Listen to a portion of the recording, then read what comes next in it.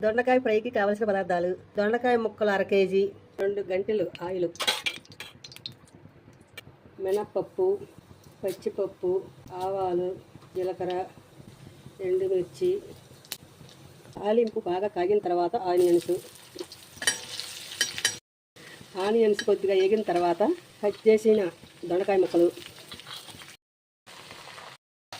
High flame మీద 5 నిమిషాలు వేయించాలి. చిటికెడు పసుపు వేసి 5 నిమిషాలు వేయించాలి. సరిపడినంత సాల్ట్ వేసి మరో 5 నిమిషాలు వేయించాలి. ముక్క మెత్తబడే వరకు వేయించాలి. దొండకాయలు మెత్తబడిన తర్వాత గుప్పుడు కరివేపాకు, కొబ్బరి కారం వేయాలి.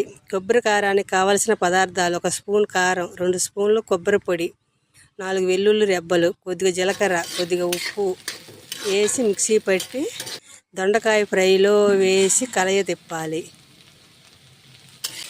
దొండకాయ ఫ్రై రెడీ. చపాతీలోకైనా అన్నంలోకైనా చాలా బాగుంటుంది.